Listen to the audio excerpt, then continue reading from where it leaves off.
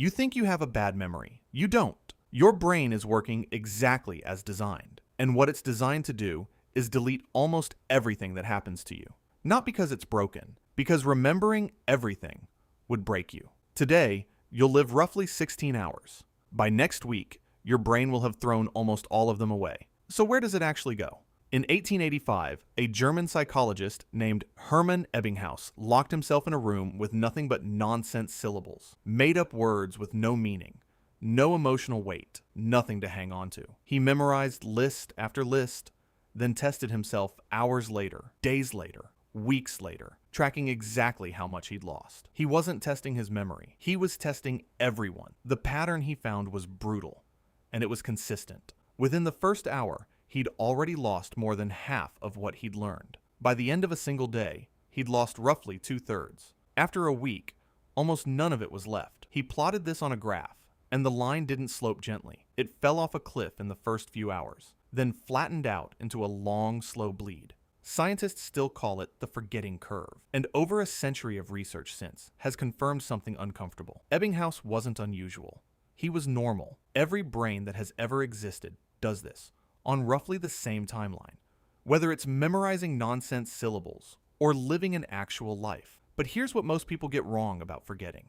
They assume it means something is failing, a weak memory, a tired brain, a problem to fix. That's not what's happening. And the real explanation is stranger than a malfunction. In 2017, two neuroscientists at the University of Toronto, Paul Frankland and Blake Richards, published a paper that flipped the entire conversation. They weren't asking why we forget. They were asking why we would ever expect not to. Their argument was simple and unsettling. Forgetting isn't a failure of memory. It's a feature of intelligence. Here's their reasoning. If your brain kept every single detail of every single day, every face on the subway, every word of every conversation, every parking spot from 6 months ago, it wouldn't make you smarter. It would make you slower, buried under noise, unable to find the signal. A brain that remembers everything equally can't tell the difference between what mattered and what didn't. Frankland and Richards found that forgetting actively improves decision-making because it clears out the specifics and leaves behind the pattern.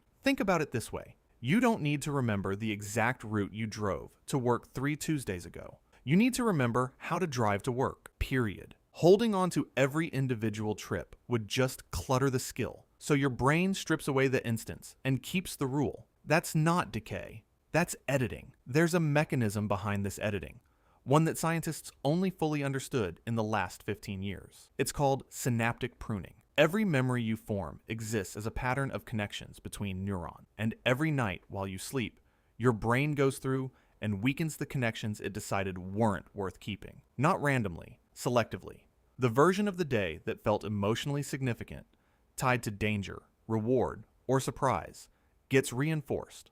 The rest gets quietly dismantled, connection by connection, while you're unconscious and can't object. This is why you can't remember what you ate for lunch 11 days ago, but you remember exactly where you were the moment you got genuinely terrible news. Your brain didn't lose the lunch by accident. It made a decision that the lunch didn't matter, and the news did. You just weren't in the room for the meeting where that got decided. But here's where it gets stranger. Because you'd assume the memories your brain does decide to keep are at least accurate. The ones that felt so vivid, so burned in, that you'd trust them completely. That assumption turns out to be almost entirely wrong. In 1977, psychologists Roger Brown and James Kulik coined a term for these supposedly perfect memories, flashbulb memories. Moments so shocking, so emotionally charged, that people report remembering them in complete photographic detail, where they were standing, what they were wearing, the exact words someone said. People trust these memories more than almost any other kind, because they feel less like a memory and more like a photograph. Psychologist Ulrich Neisser didn't buy it. In 1992, following the explosion of the Challenger space shuttle, he surveyed students within 24 hours of the disaster, asking exactly where they were and what they were doing when they heard the news. Then, 2.5 years later, he tracked the same students down and asked again.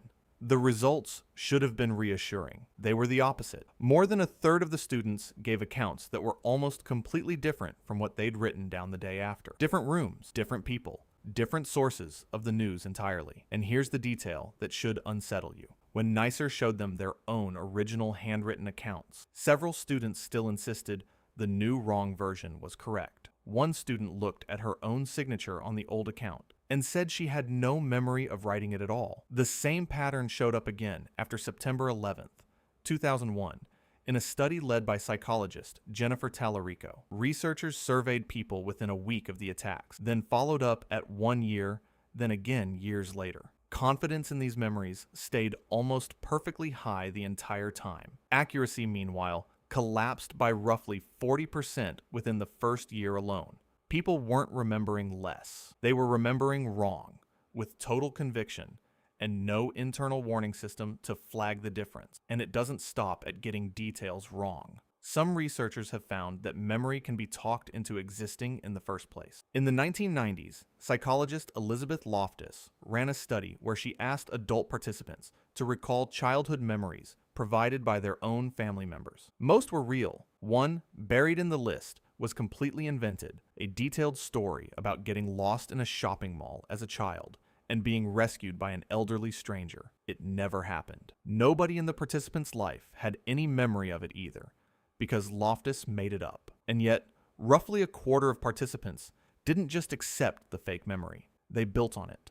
They added sensory detail, what the mall smelled like, what the stranger was wearing, how frightened they'd felt. One participant told afterward that the memory was fabricated, refused to fully believe it. The feeling of remembering had become, for them, indistinguishable from the fact of it happening. This isn't a lab curiosity. Courts have had to reckon with it directly. Eyewitness testimony, once treated as close to unshakable proof, has been responsible for a staggering share of wrongful convictions later overturned by DNA evidence. Not because witnesses were lying, but because their memory of the event had been quietly reshaped by leading questions, media coverage, or simply the act of retelling the story one time too many. A witness on the stand isn't lying when they sound certain. They're reporting the current draft. So the moments your brain marks as too important to lose aren't preserved like a file in a drawer. They're rebuilt from scratch every single time you recall them, using whatever fragments and assumptions happen to be lying around in your head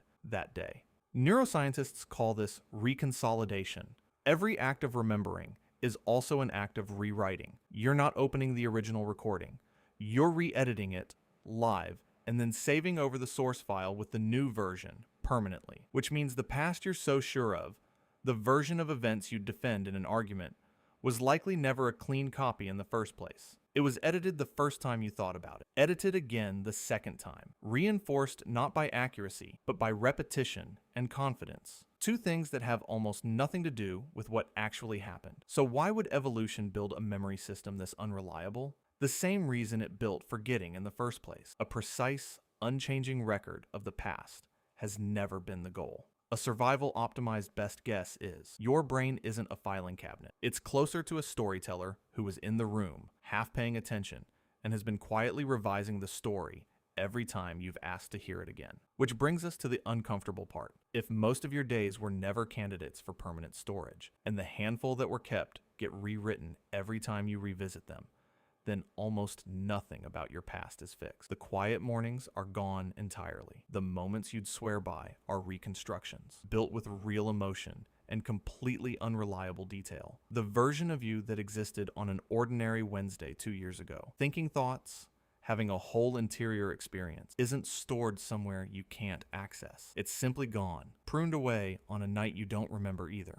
And here's what almost nobody says out loud about this. If most of your life is destined to be deleted, and what survives gets quietly rewritten every time you touch it, then your memory was never a record of your life. It's an argument about it, revised in your favor a little more each time you tell it. The story you believe about who you are isn't built on everything that happened to you. It's built on the small fraction your brain thought was worth keeping, reshaped by every retelling since.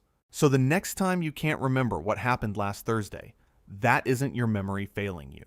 And the next time you're absolutely certain about a memory someone else remembers differently, that certainty isn't proof either. Both are your memory doing exactly what it evolved to do 100,000 years ago, deciding, in real time, what deserves to become part of you, and quietly rewriting the rest so the story still makes sense. You think you have a bad memory. You don't. You have a brain that has been editing your life since before you could talk, deleting almost everything, rewriting what's left, and calling the result the story of who you are.